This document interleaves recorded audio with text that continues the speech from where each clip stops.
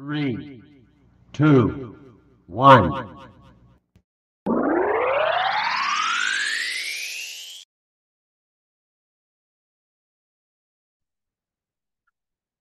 Baik. Assalamualaikum warahmatullahi wabarakatuh semuanya. Halo, selamat pagi, selamat siang, selamat sore, maupun selamat malam.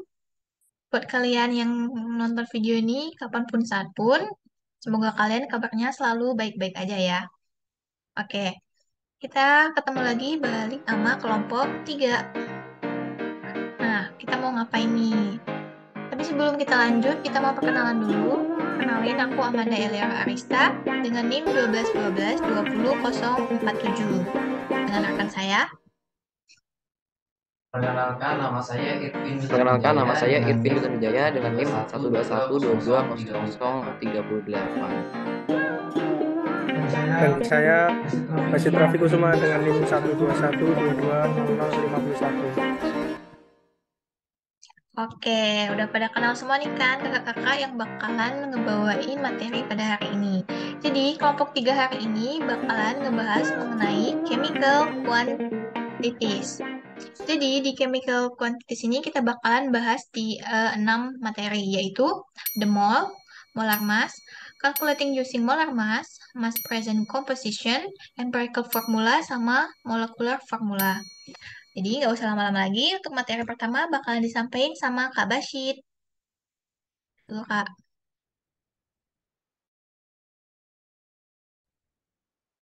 Oke, terima kasih Kak Manda. Sebelumnya, boleh minta tolong Kak Manda untuk membuka PPT kelompok 3.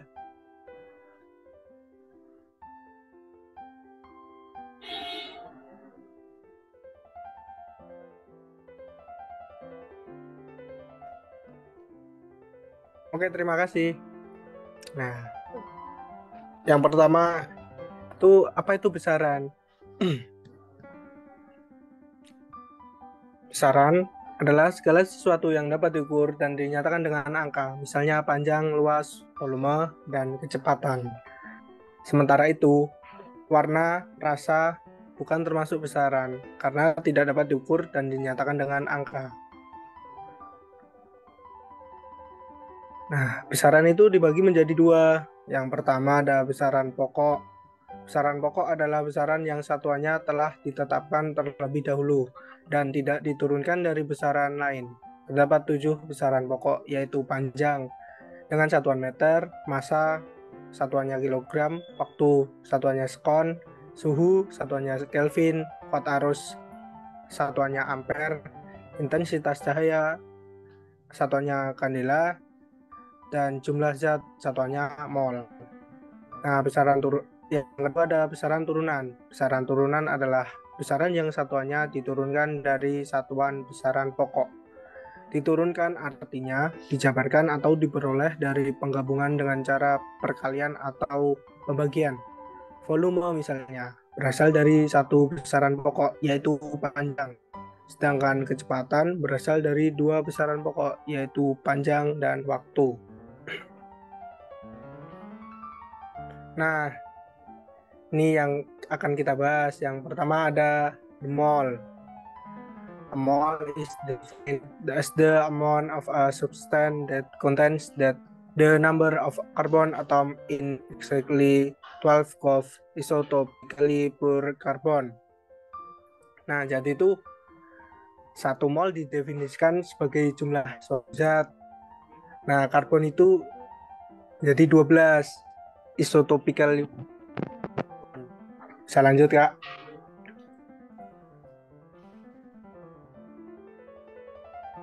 Nah, ini contohnya. Ada satu molekul H2O. H2O itu mempunyai 18.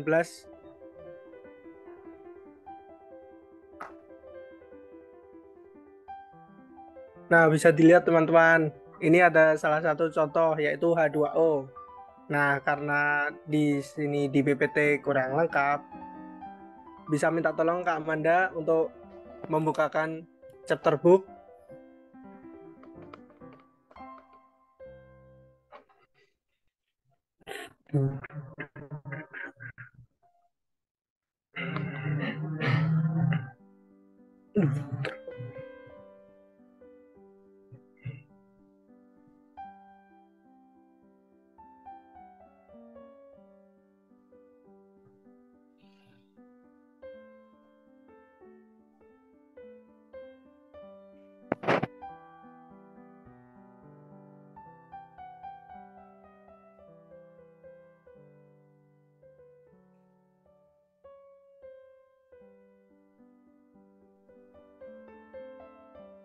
Nah, ini dia teman-teman.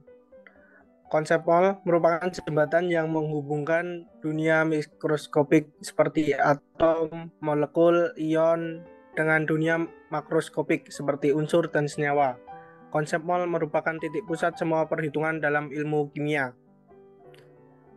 Konsep ini digunakan pada sebagian besar kimia yang berhubungan dengan perhitungan seperti stokiometri, larutan, kinetika kimia, dan kesetimbangan kimia. Pemecahan masalah yang berhubungan dengan perhitungan atau angka. Untuk kebanyakan siswa sering merupakan bagian yang paling sulit dari ilmu kimia.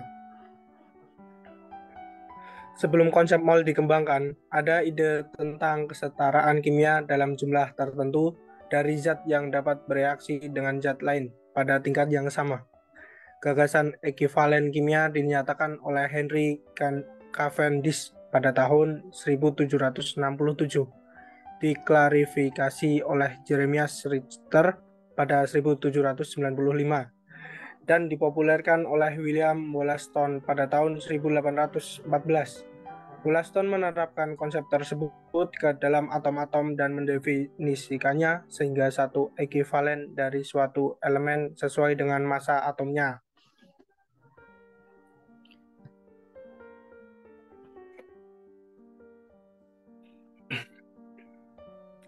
Dalam kimia, mol merupakan unit dasar yang digunakan dalam sistem satuan internasional, sehingga secara internasional perhitungan untuk mengukur jumlah zat menggunakan satuan mol.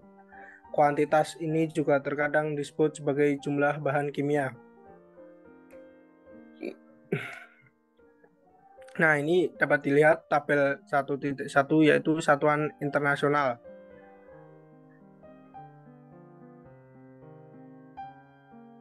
Nah, 1 mol didefinisikan sebagai jumlah zat yang mengandung partikel zat itu sebanyak atom yang terdapat dalam 12 gram atom karbon.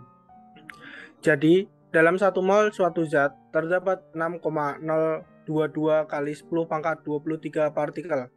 Nilai 6,022 kali 10 pangkat 23 partikel per mol disebut sebagai tetapan Avogadro dengan lambang L besar atau N besar.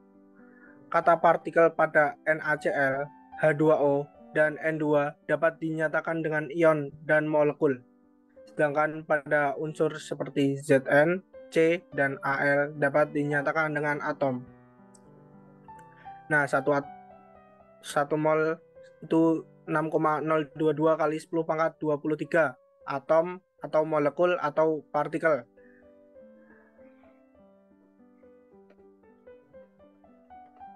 Identitas suatu zat ditentukan tidak hanya oleh jenis atom atau ion yang dikandungnya, tetapi juga oleh jumlah setiap jenis atom dan atau ion. Misalnya air dan hidrogen peroksida sama-sama mengandung atom hidrogen dan oksigen. Bedanya hidrogen peroksida mengandung 2 atom oksigen. Konsep mol memberikan ukuran tertentu dari jumlah atom atau molekul dalam sampel materi yang besar. 1 mol didefinisikan sebagai jumlah suatu zat yang mengandung satuan berbeda yang sama. Mol menyediakan hubungan antara sifat makroskopik yang dapat dengan mudah diukur menggunakan massa dan sifat fundamental lain yang sangat penting seperti jumlah atom, jumlah molekul, dan jumlah molekul. Nah, ini ada hukum Avogadro. Partikel unsur tidak hanya atom tunggal, tetapi dapat berupa 2 atom, 3 atom, ataupun lebih.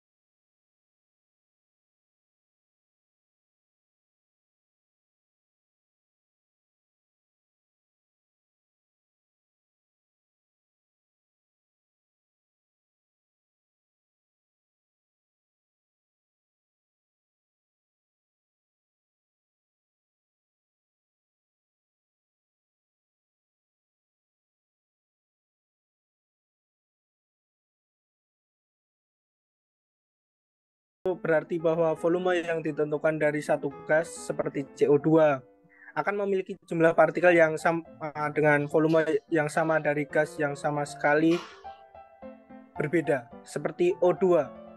Berarti ketika gas-gas bereaksi bersama-sama, seluruh angka rasio volume rasio mencerminkan bagaimana gas bereaksi pada tingkat molekul individu. Jadi, dua volume CO bereaksi dengan satu volume O2. Karena pada tingkat molekuler, dua molekul CO bereaksi dengan satu molekul O2.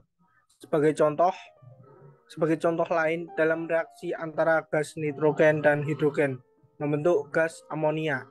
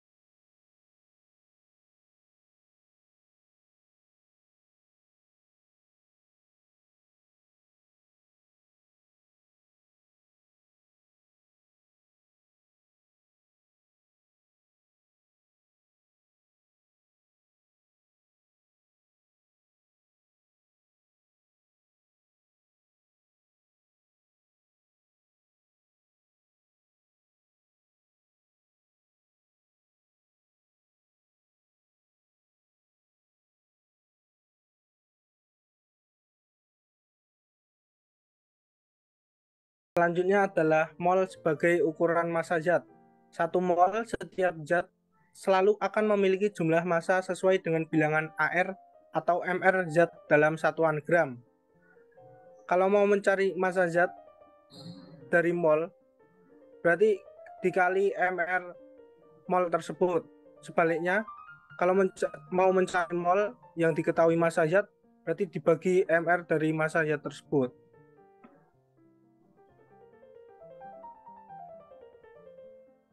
Yang selanjutnya adalah mol sebagai ukuran volume gas. Jika dari mol gas diketahui mol gas, berarti nanti dikali 22,4 liter pada keadaan STP atau standar temperature pressure. Sebaliknya, jika diketahui volume gas mau mencari mol gas, berarti nanti dibagi 22,4 liter.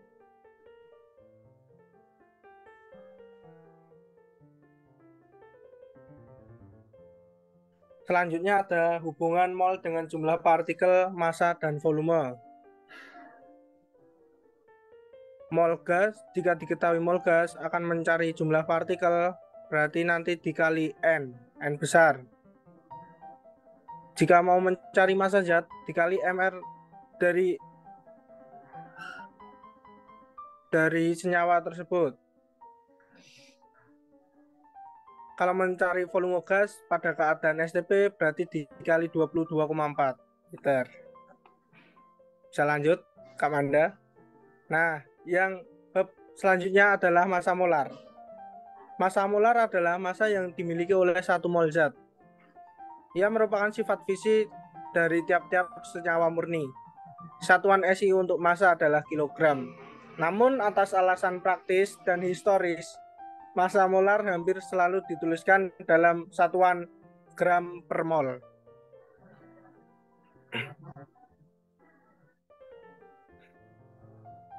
Nah, untuk apa sih mengetahui massa molar? Mengetahui massa molar memungkinkan untuk kita menghitung jumlah tertentu suatu zat, menganalisis hasil eksperimen, menghitung persentase berdasarkan massa molar yang tepat dari molekul kompleks. Untuk unsur yang partikelnya berupa atom, massa molar sama dengan AR atau massa atom relatif. Massa molar sama dengan AR atau massa atom relatif. Sebagai contoh, 1 mol aluminium mengandung 6,022 kali 10 pangkat 23. Jika ditimbang dengan neraca, semua atom tersebut memiliki massa 26,982 gram. Artinya, 1 mol atom aluminium memiliki massa sebesar 26,982 gram, sehingga AR aluminium sama dengan 26,982 gram per mol. Nilai AR dapat dilihat pada tabel periodik unsur sebagai nomor massa.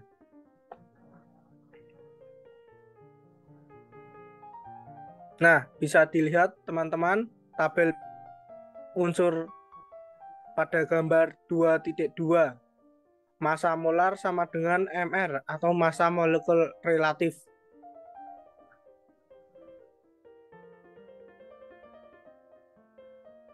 Nah, ini ada contoh, sebagai contoh berapakah massa molar dari asam asetat. Rumus molekul asam asetat, molekulnya CH3COOH, tersusun atas 2 atom C ditambah 4 atom H dan ditambah 2 atom O. Bisa kita hitung MrCH3COOH 2 ARC ditambah 4 ARH ditambah 2 ARO. 2 dikali 12. 12 diperoleh dari ARC. Ditambah 4 kali 1. 1 diperoleh dari ARH. Ditambah 2 kali 16. 16 diperoleh dari ARO. Sehingga itu dijumlah semua. Sehingga jawabannya 60 gram per mol. Kesimpulan yang didapat adalah massa molar dapat berupa AR atau MR tergantung pada jenis partikelnya. AR untuk atom dan MR untuk molekul. Hah? 2 menit lagi.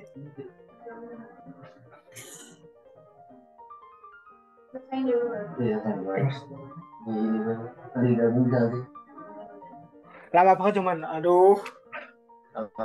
Sorry. Biasa itu yang punya Karya lama. Enggak, tadi ya agak ini juga pindah semua. Asam. Ini gimana? Enggak. Tapi udah kompas. Udah di masih.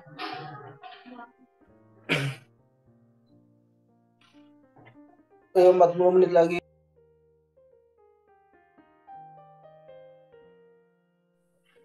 Nah, materi yang saya sampaikan udah selesai nih. Demikian materi yang dapat saya sampaikan. Materi yang selanjutnya akan dijelaskan oleh rekan saya, Irvin. Silakan kepada Pak Irvin bisa menjelaskan materi selanjutnya.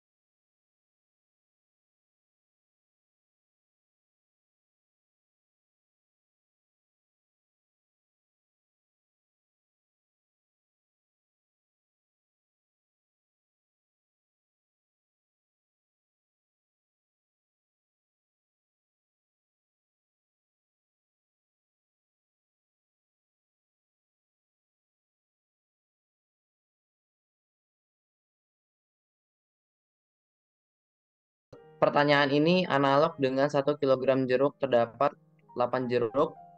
Berapa massa 1 jeruk? Bisa dilihat gambar 3.1 berat 8 buah jeruk. Dengan demikian, massa 1 atom karbon 12 adalah 12 gram karbon 12 atom per 6,22 kali 10 pangkat 23 karbon 12 atoms menghasilkan 1993 dikali 10 pangkat minus 23 gram. Jadi bagaimanakah hubungan emu dengan gram? Karena massa setiap atom karbon 12 tepat 12 amu, maka hubungan amu dan gram adalah sebagai berikut. Emu per gram sama dengan 12 emu per 1 karbon 12 atom dikali 1 karbon 12 atom dibagi 1993 dikali 10 pangkat 23 gram. Jadi 1 karbon 12 atomnya itu dicoret dan menghasilkan 6,22 dikali 10 pangkat 23 emu per gram. Dengan demikian, 1 gram yaitu 6,22 dikali 10 pangkat 23 emu, sedangkan 1 emu sama dengan 0,0000000166 gram.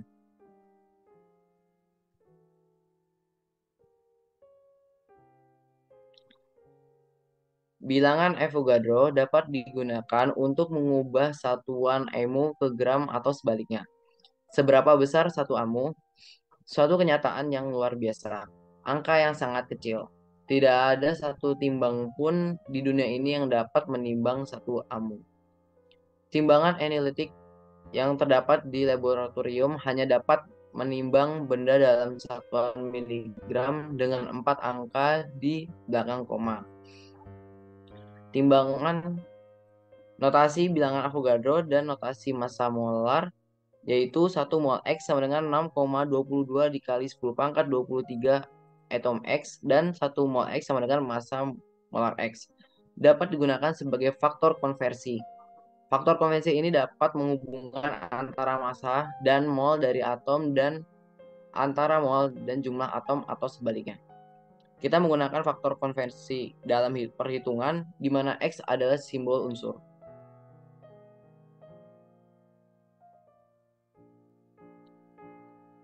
Di sini ada contoh penggunaan faktor konversi. Yang pertama, perak atau Ag adalah logam berharga yang terutama digunakan sebagai perhiasan. Berapa massa satu atom perak dalam gram dan dalam amu? Konsepnya yaitu 1 mol Ag sama dengan 6,022 dikali 10 pangkat 23 atom Ag.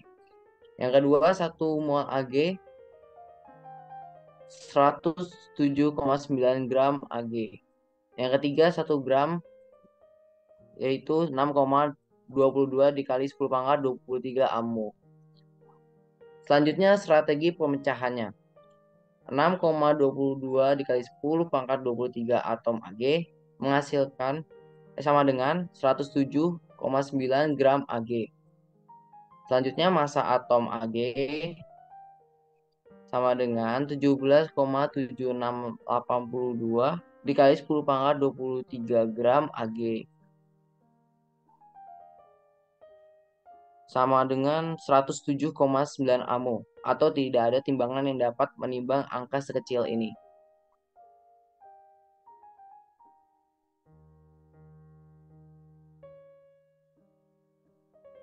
Selanjutnya ke penguatan konsepnya. Karena massa 6,22 dikali 10 pangkat 23 atom Ag adalah 107,9 gram, tentu massa satu atom Ag sangat-sangat kecil.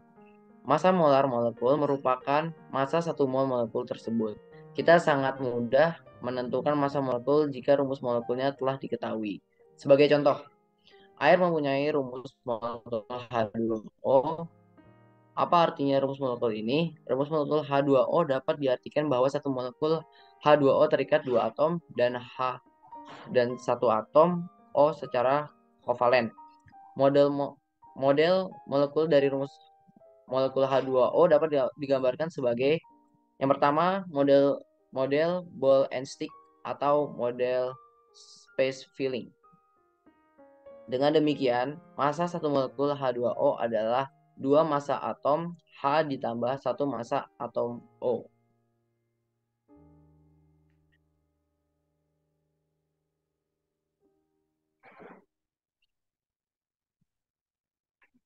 Yang kedua, soal yang kedua yaitu Anda tentu pernah mencicipi kopi dan teh, bukan? Pada teh dan kopi terdapat kafein atau trimetilsantin atau rumus nyawanya yaitu C8H10N4O2 atau senyawa stimulan. Hitunglah massa satu molekul kafein. Yang pertama konsepnya yaitu pada satu molekul C8H10N4O2 terdapat 8 atom karbon, 10 atom hidrogen, 4 atom nitrogen, dan 2 atom oksigen. Yang kedua yaitu strategi pemecahan. Untuk menghitung massa molekul, kita perlu jumlah massa atom pada molekul tersebut. Massa satu molekul C8H10N4O2 yaitu 8 dikali 12,01 amu ditambah 10 dikali 1,008 amu ditambah 4 dikali 14,01 amu ditambah 2 dikali 16,00 amu menghasilkan 194,20 amu. Selanjutnya, penguatan konsepnya. Pernyataan ini sangat mudah dijawab dengan memperhatikan rumus molekul dan rumus struktur kafein. Selanjutnya, saya ingin membahas subbab keempat, yaitu komposisi persen massa. Komposisi persen suatu unsur pada suatu senyawa adalah persen massa dari setiap unsur pada senyawa tersebut. Komposisi persen diperoleh dengan membagi massa setiap unsur dengan massa molar dari senyawa dan mengalihkan dengan 100%. Mudahnya begini. Di sini ada gambar garam dengan komponen penyusunnya. Suatu zat memiliki beberapa komponen penyusun atau juga dikenal sebagai komposisi zat jika komponen sejenis dipisahkan kemudian dikumpulkan dan ditimbang masing-masing memiliki massanya sendiri.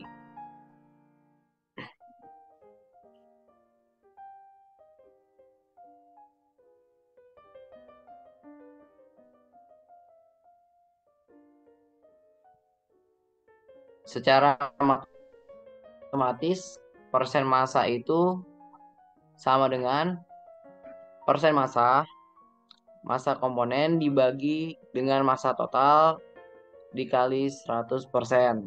Atau persen massa sama dengan massa zat terlarut dibagi dengan massa larutan dikali 100%.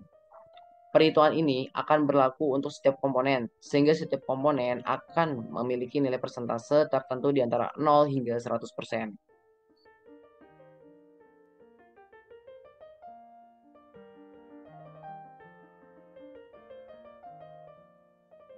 Komposisi zat merupakan gabungan dari semua persentase komponen penyusunnya. Dengan kata lain, komposisi zat lengkap adalah 100%. Bisa dinyatakan komposisi zat garam yang tadi, persen hijau ditambah persen kuning ditambah persen orange. Komposisi zat lengkap yaitu 100%.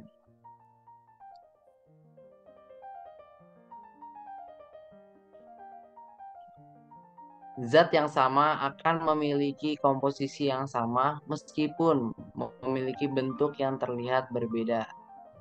Bisa dilihat gambar 4.3 garam memiliki bentuk yang berbeda. Dengan kata lain, persen komposisi adalah perbandingan massa dari masing-masing unsur dalam senyawa.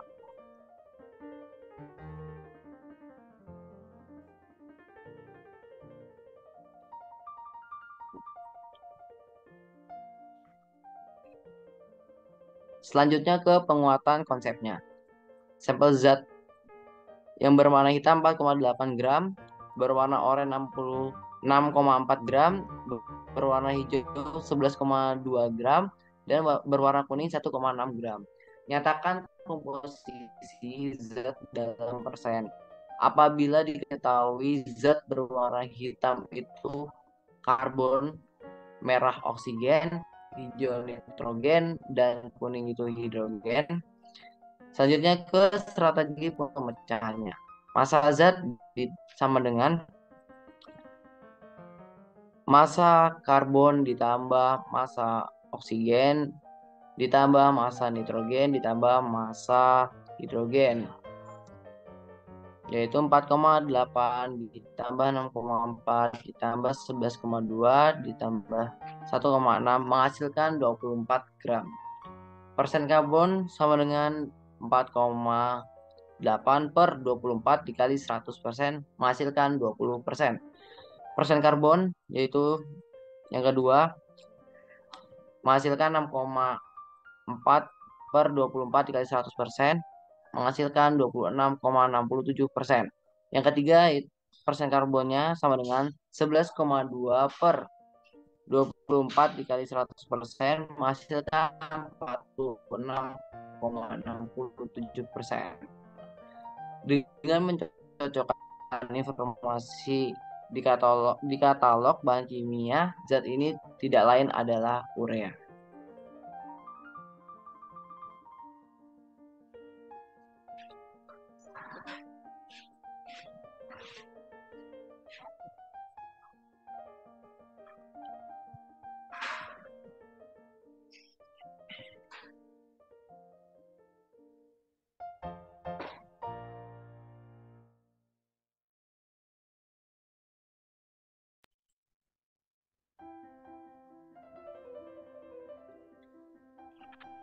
Oke, sekian dari saya. Untuk subbab selanjutnya 5 dan 6 akan dilanjutkan oleh Kak Amanda.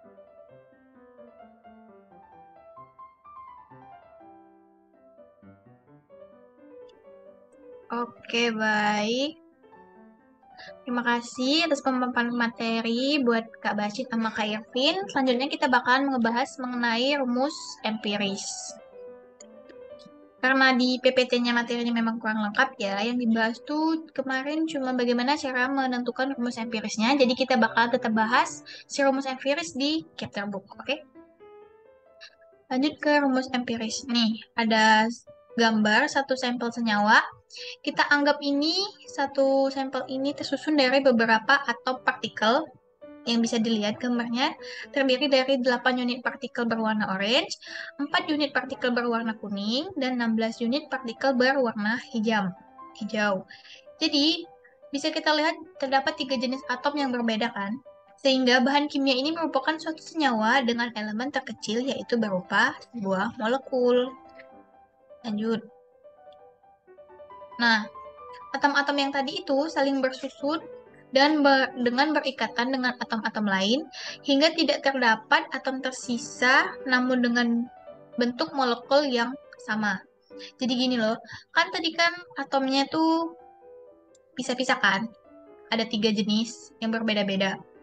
Nah, si 3 jenis tadi tuh bakalan membentuk atau bersusun dan saling berkaitan dengan atom-atom lainnya, dengan atom yang berbeda-beda tadi, sehingga semua molekul yang ada di dalam senyawa tersebut itu akan habis atau tidak tersisa. Sebagai contohnya tadi, si atom warna orange tadi itu untuk atom A, yang warna kuning itu atom B, dan yang warna hijau itu untuk atom C.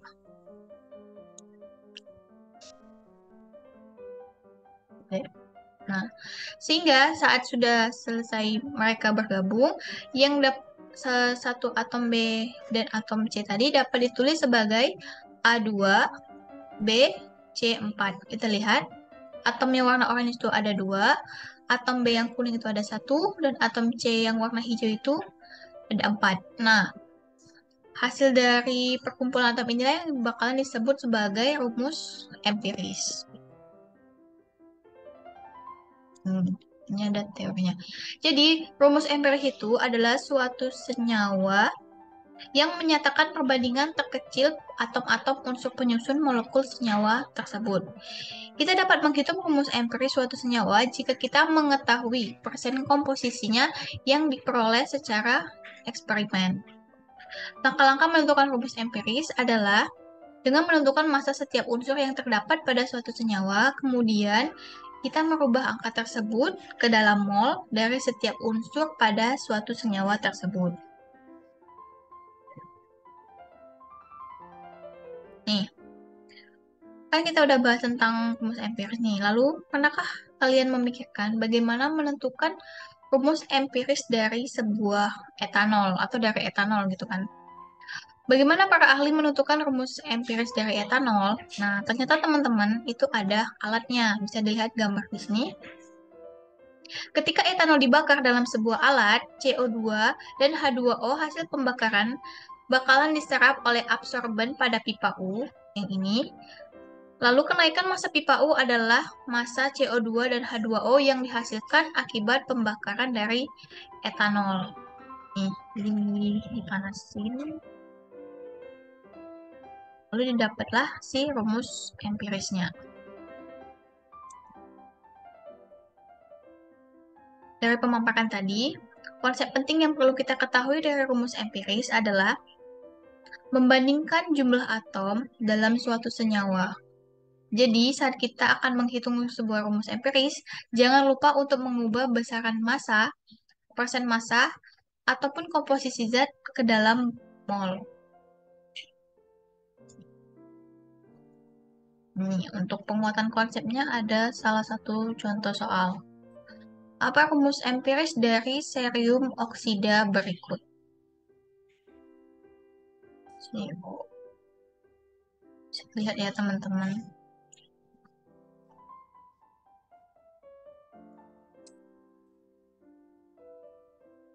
Massa dari Ca itu 28,02 gram, kemudian ada AR-nya itu 140,1 gram per mol. Kemudian ada N dari serium juga. Cara menghitungnya itu dengan cara membagi si massa tadi dengan si AR. Didapatlah hasilnya tuh 0,2 mol. Kemudian kita mencari massa si oksida. Oksigen. Dengan mengurangkan 34,42 dikurang 28,02 dan didapatlah 6,4 gram. Kemudian AR dari oksigen tadi itu sama dengan 16 gram per mol.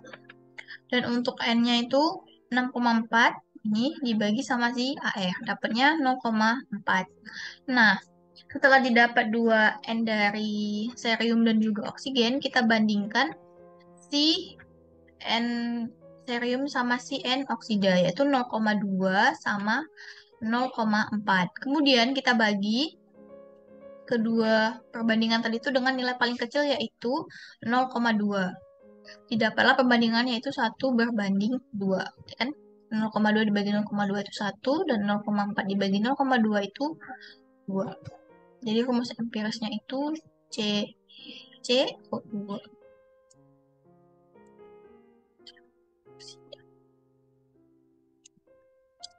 Dan materi terakhir yaitu rumus molekul. Lanjutan dari rumus empiris.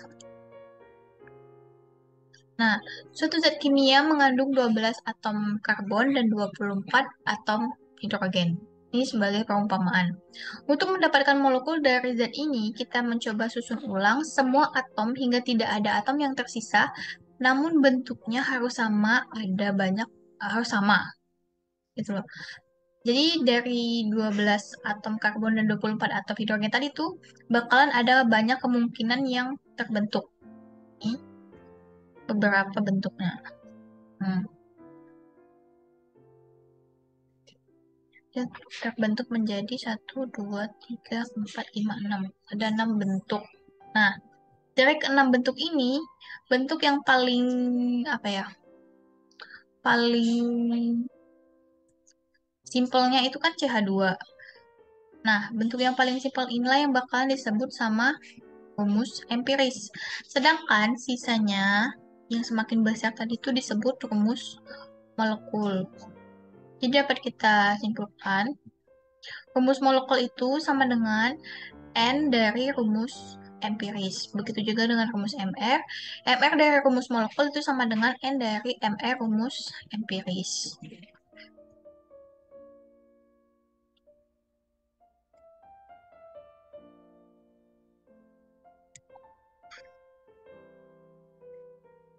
Nah, buat penguatan konsep, kita bisa lihat di sini ada contoh soal. Tentukan rumus molekul dari senyawa CHO, dan ininya belum diketahui ini. Ini masanya tuh sama dengan 100 gram, dengan massa karbonnya 40 gram, massa hidrogennya 6,67 gram, dan massa oksigennya itu pengurangan dari kedua ini, 53,33 gram. Kemudian kita cari AR-nya satu persatu dari ini.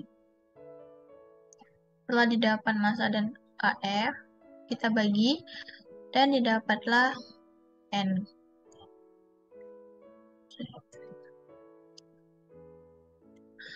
Nah, jadi sebelum kita menentukan rumus molekul, kita tuh sama kayak pengerjaannya menggunakan rumus empiris. Jadi, sudah didapat nih N ketiganya.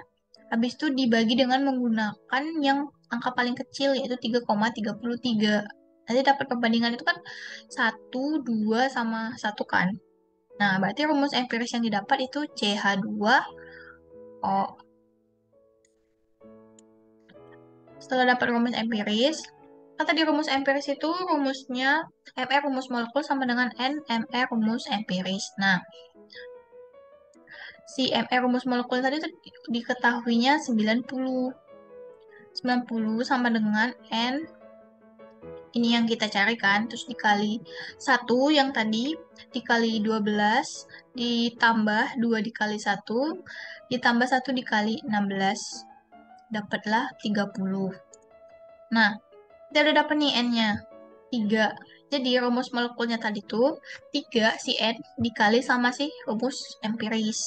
Jadi semuanya ini dikali sama si N3 ini. Dapatlah C3H6 sama O3. Untuk pengertiannya sendiri, setelah dari beberapa contoh soal tadi, suatu rumus molekul itu memperlihatkan secara pasti jumlah atom unsur yang berikatan membentuk molekul melalui ikatan kovalen. Atau rumus molekul adalah jumlah sebenarnya dari atom-atom dalam menyusun suatu molekul. Nah, kan molekul itu kecil ya teman-teman. Untuk menentukan suatu molekul tuh biar kita dipermudah, kita menggunakan si model molekul. Sangat efektif memvisualisasikannya menggunakan model molekul. Dua tipe standar model molekul adalah model ball and stick dan model space filling. Yang bakalan ditunjukin di gambarnya nanti, pada model ball and stick, atom adalah bola kayu atau bola plastik yang berlubang. Stick atau pegas digunakan untuk melambangkan ikatan kimia. Sudut yang terbentuk antara atom mendekati sudut ikatan pada molekul sesungguhnya. Setiap atom dilambangkan dengan warna dan ukuran yang spesifik. Jadi itu difungsikan untuk membedakan antara atom satu dengan atom yang lainnya. Pada model space filling, atom dipresentasikan dengan bola terpotong yang disatukan, sehingga ikatan tidak terlihat. Bola sebanding dengan ukuran atom. Langkah pertama untuk membuat model molekul adalah menulis terlebih dahulu rumus strukturnya yang menunjukkan bagaimana suatu atom itu terikat satu sama lain dalam sebuah molekul. Misalnya, dicontohkan untuk molekul air. Rumus strukturnya diilustrasikan bahwa dua atom H terikat pada atom O melalui ikatan kovalen. Oleh karena itu, rumus struktur air adalah H2O atau bisa dibikin gini. Sebuah garis yang menghubungkan kedua simbol atau melambangkan ikatan kovalen, model ball and stick menunjukkan susunan atom pada molekul dalam bentuk 3 dimensi. Model space filling lebih akurat dalam ukuran atom. Kelemahan model ini adalah memerlukan waktu untuk menyatukan atom dan model ini tidak menunjukkan posisi atom dalam 3 dimensi dengan sangat baik. Walaupun demikian, Kedua model digunakan untuk mempelajari struktur suatu senyawa.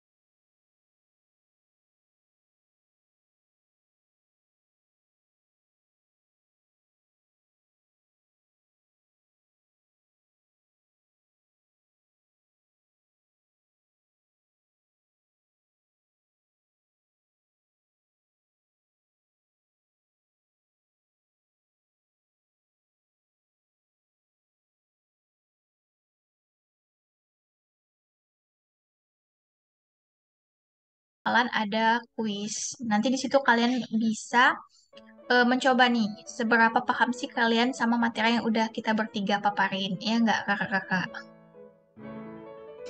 Iya. Nanti untuk linknya kita share di slide berikutnya, oke?